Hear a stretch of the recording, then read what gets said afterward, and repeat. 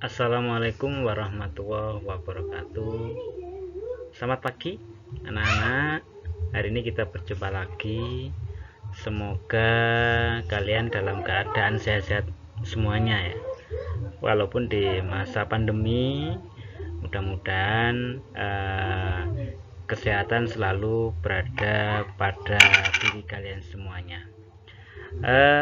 Anak semuanya, untuk pagi hari ini saya akan menyampaikan kepada kamu semuanya tentang materi yang sudah kalian pelajari atau yang minggu lalu sudah kita pelajari bersama. Pada hari ini kita akan belajar tentang meraih kedamaian dengan menjaga an-nafs, husnudzon dan ukhuwah. Baik, tentu saja. Baiklah, tentu kalian harus memahami dulu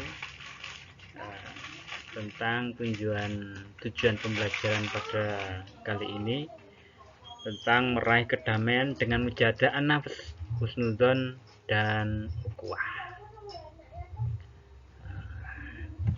Baiklah anak-anak, ada 3 kata kunci yang perlu kalian pahami, yakni yang pertama adalah tentang prasangka baik, husnudzon, kemudian pengendalian diri, mujahadah an-nafas, kemudian tentang persaudaraan atau ukhuwah yang dalam Islam disebut dengan ukhuwah. Namun nanti kita akan membahas terlebih dahulu satu persatu ya. Dalam pertemuan kali ini kita akan membahas terlebih dahulu tentang prasangka baik atau husnudzon. Mudah-mudahan nanti kita bisa memahami apa itu yang disebut dengan prasangka baik. Oke ya. Prasangka baik atau husnudzon. Ini prasangka baik atau husnudzon berasal dari kata Arab. Kata Arab yaitu husnu yang artinya baik dan dzon yang artinya prasangka. Jadi prasangka baik atau dalam istilah kerennya adalah positive thinking. Positive thinking. Dalam terminologi Islam dikenal dengan istilah husnudzon. Ya. Istilah husnudzon adalah sikap orang yang selalu berpikir positif terhadap apa yang telah diperbuat orang lain. Ya. Jadi ambil positifnya. Kalau ada orang lain ya berbuat baik, nah, itu kita ambil positifnya ya. Selalu berpikir positif terhadap orang, tidak berprasangka buruk. Nah, karena kalau berprasangka buruk berarti kita membuka aib orang lain. Ya. Jadi selalu berpikir positif terhadap apa yang telah diperbuat orang lain.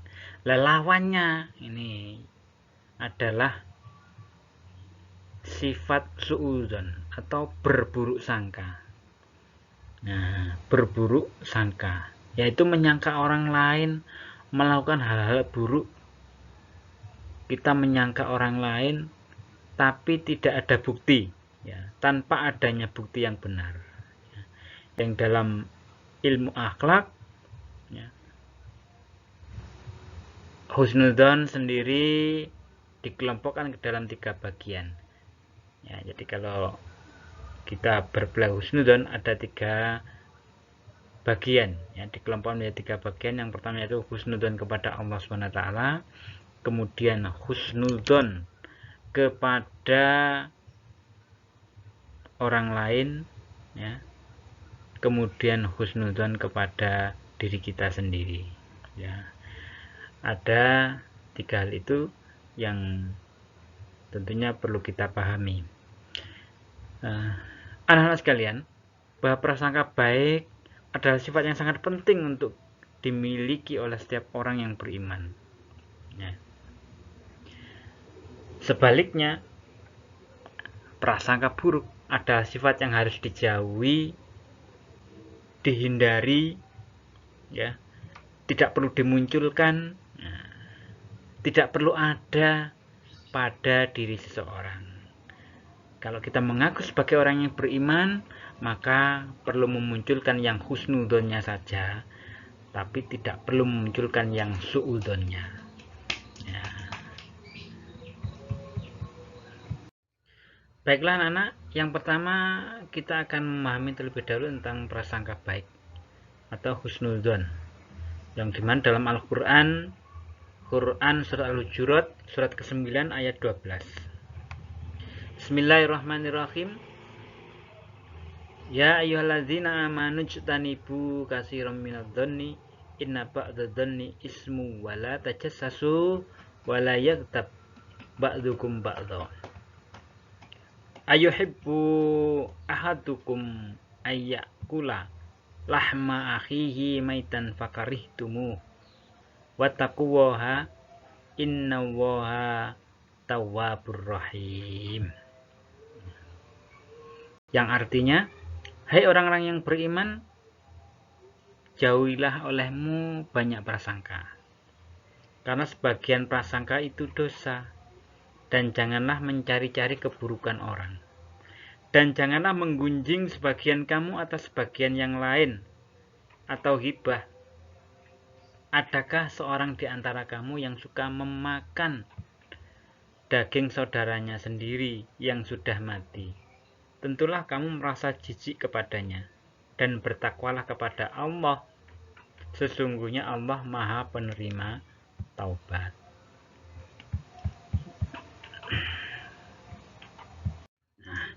Ini adalah sebabun nuzul Quran surah Al-Hujurat ayat 12 tentang husnudzan atau prasangka baik. Diriwayatkan oleh Ibnu Munzir yang bersumber dari Ibnu Juraij bahwa ayat ini Al-Hujurat ayat 12 turun berkenaan dengan Salman Al-Farisi yang bila selesai makan suka tidur sambil mendengkur. Pada waktu itu ada orang yang menggunjing perbuatannya, perbuatan jelek ini. Setelah makan tidur mendengkur, ya. Lalu kemudianlah turunlah ayat ini, Al-Hujurat ayat 12 yang melarang seorang mengumpat dan menceritakan aib orang lain. Kalau ada orang lain yang kelihatannya itu adalah aib, ya, bagi orang lain, itu kita jangan sampai menceritakan kepada teman kita yang lain juga. Nah, ini adalah asbabun nuzul daripada surat Al-Hujurat. Isi kandungan Quran surat Al-Hujurat ayat 12 tentang husnudzon atau prasangka baik. Yang pertama adalah orang yang beriman diperintahkan untuk menjauhi banyak prasangka, yaitu suudzon. Dibuang jauh-jauh prasangka suudzonnya, karena prasangka suudzon, ya, atau berburuk sangka itu merupakan dosa. Sebaliknya, kita diperintahkan oleh Allah untuk memperbanyak prasangka baik, husnudzon. Baik husnudzon kepada Allah, husnudzon kepada orang lain, husnudzon kepada diri sendiri. Ini harus kita terapkan, kita amalkan dalam kehidupan sehari-hari, ya. Husnudzon kepada Allah, ya. Misalnya kalau seandainya kita diberikan ujian, cobaan, ya kita menganggap bahwa apa yang sudah diberikan oleh Allah, Allah memberikan yang terbaik pada diri kita. Jangan sampai dari ujian yang diberikan oleh Allah kita menjadi lupa bahwa Allah memiliki rencana yang baik, ya, terhadap diri manusia. Jadi apapun yang telah diberikan oleh Allah, ujian-ujian itu, ya, kita harus tetap berprasangka baik kepada Allah, ya. Kemudian terhadap orang lain, ya, terhadap orang lain kita juga harus berprasangka baik. Bagaimana berprasangka baiknya kepada orang lain? Ya, jangan sampai bernegatif thinking. Ya. Harus berpositif thinking. Oh, itu tetangga kita orangnya baik hati, selalu memberikan pertolongan dan lain sebagainya. Kalau ada kala misalnya ada kesalahan yang dilakukan oleh saudara kita, maka jangan kita umbar kesalahan itu, aib itu kepada teman kita yang lain atau saudara kita yang lain, karena itu merupakan dosa. Membuka aib saudaranya, ya, itu tidak boleh. Karena apa? Sama saja kalau kita mencari-cari keburukan orang lain, sama halnya kita, ya, suka makan daging saudara kita sendiri yang sudah mati. Wah, tentu saja hal yang demikian sangatlah menjijikkan. Nah, kemudian isi kandungan yang kedua adalah jika seorang sudah berprasangka buruk, nah ini bisa dipastikan akan melakukan perbuatan buruk berikutnya, yaitu tajassus. Nah, dilanjutkan menggunjing atau menggibah, kemudian membicarakan keburukan orang lain. Nah, yang ketiga, orang yang beriman juga dilarang untuk mencari-cari kekurangan atau celah atau aib orang lain. Ya. Memata-matai, mengintai. Oh, apa yang dilakukan oleh saudara kita? Oh, jangan-jangan nanti ini, jangan-jangan nanti itu. Selalu berprasangka baik yang ada di dalam pikiran kita, yang ada dalam pikiran kita. Jadi mata-matai terus kegiatan saudara kita. Mau kemana itu? Nah, mungkin mau mencuri. Ini tuh mungkin mau mengambil dan lain sebagainya. Kita selalu curiga, ya, terhadap orang lain, mencari-cari kekurangan, bahkan kita menceritakan kekurangan celah itu kepada orang lainnya, ya, teman kita yang lain. Kemudian orang beriman dilarang untuk menggunjing atau ghibah, membicarakan aib. Tentu jelas ini, ya. Jadi membicarakan aib, ghibah, keburukan dan kejelekan itu sangat dilarang. Ghibah diibaratkan laksana memakan bangkai atau daging saudara sendiri yang sudah mati. Perbuatan yang sangat menjijikkan adalah, menjijikkan itu tidak disukai adalah memakan daging saudara sendiri yang sudah mati. Sangat dibenci untuk dilakukannya, ya. Kemudian yang terakhir adalah orang beriman diperintah untuk bertakwa kepada Allah dengan cara menghindarkan diri dari prasangka negatif, menjauhkan diri dari perbuatan tajassus, ghibah, menggunjing, ya. Allah SWT sangat menginginkan dan menerima taubat hambanya, juga memberikan kasih sayangnya kepada hambanya yang berbuat baik, prasangka baik atau positif, melihat kebaikan orang lain dan membicarakan hal yang positif, kebaikan dari orang lain. Nah, itu ya. Menerapkan perilaku kontrol diri, menjaga nafs dan prasangka baik, husnudzon untuk meraih hidup bahagia.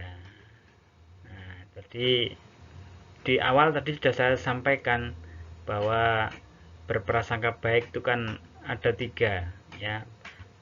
Sangka baik kepada Allah, kepada orang lain, kemudian kepada diri kita sendiri. Nah, nanti akan saya sampaikan, saya jelaskan tentang bagaimana berprasangka baik kepada Allah, kepada orang lain, dan kepada diri sendiri. Kontrol diri dapat dilakukan dengan cara-cara sebagai berikut.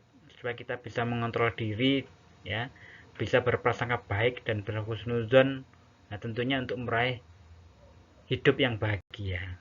Orang yang selalu bisa mengontrol diri dengan baik, berprasangka baik kepada orang lain, akan memperoleh atau meraih hidup yang bahagia. Bagaimana caranya? 1. Menghindari dan menjauhi perbuatan dosa dan maksiat. Yang kedua, mengarahkan seluruh aktivitas hidup untuk meraih ridho Allah Subhanahu wa taala. Yang ketiga adalah menahan dan mengendalikan hawa nafsu. Yang keempat, berbanyak dan membiasakan zikir kepada Allah Subhanahu wa taala atau zikrullah. Lalu bagaimana berprasangka baik, husnudzon? Husnudzon kepada Allah. Contoh misal, Satu, selalu yakin bahwa Allah SWT akan senantiasa memberi yang terbaik bagi hambanya. Nah, ya, di apa yang sudah diberikan kepada kita, kita anggap itu adalah yang terbaik dari Allah. Nah, kita sudah memiliki mata dua, ini yang terbaik dari Allah. Kemudian memiliki telinga yang bisa kita berguna untuk mendengar dan lain sebagainya, ini yang sudah diberikan oleh Allah kepada kita. Kita syukuri, ya, dan kita selalu berpositif thinking, yakin, ya, apa yang diberikan oleh Allah kepada hambanya itu adalah yang terbaik bagi hambanya, ya. Sudah mendapatkan pekerjaan, kita jaga, kita amanah terhadap pekerjaan itu dan lain sebagainya. Kemudian selalu mensyukuri nikmat dari Allah. Rasa syukur dapat diungkapkan dengan, nah ini ya, kalau kita mau bersyukur pada Allah, secara lisan kita mengucapkan alhamdulillah. Kemudian yang berikutnya kita adalah dengan melakukan amaliyah, amal dari rasa syukur tadi, ya, menggunakan nikmat tersebut sesuai dengan kehendak Allah Subhanahu wa taala. Alhamdulillah dikasih tangan, maka tangan ini kita pergunakan dengan baik. Alhamdulillah kita dikasih mata, ya kita pergunakan mata ini dengan baik, yakni membaca yang diperintahkan oleh Allah, misalnya membaca Al-Quran dan sebagainya, mencari ilmu pengetahuan dan sebagainya, ya. Kemudian yang ketiga adalah bersikap tawakal, sabar dan ikhlas. Kalau kita seandainya diberikan cobaan dan ujian dari Allah SWT, ya, ada orang lain tuh yang diberikan ujian oleh Allah, misalnya hartanya hilang, ya, saudaranya atau mungkin orang tuanya tidak ada, itu adalah ujian. Nah, sejauh mana cintamu terhadap hartamu dibandingkan dengan cintamu kepada Allah? Lebih cinta yang mana? Lebih cinta dengan hartamu atau lebih cinta kepada Allah Subhanahu wa taala? Sebagai seorang yang beriman, berarti ya kita harus bertawakal, sabar, ikhlas atas semua cobaan dari Allah Subhanahu wa taala, ya, bahwa itu semuanya adalah ujian. Tentunya Allah akan memberikan yang terbaik bagi hambanya.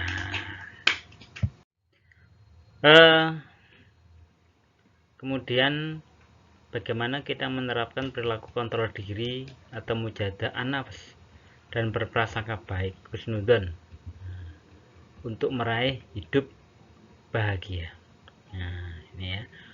Husnudzon kepada orang lain dapat dilakukan dengan sikap sebagai berikut. Ini contoh, ya. Contoh daripada berprasangka baik kepada orang lain. Yang pertama adalah selalu melihat seseorang dari sisi baiknya, jangan melihat buruknya. Dengan cara apa?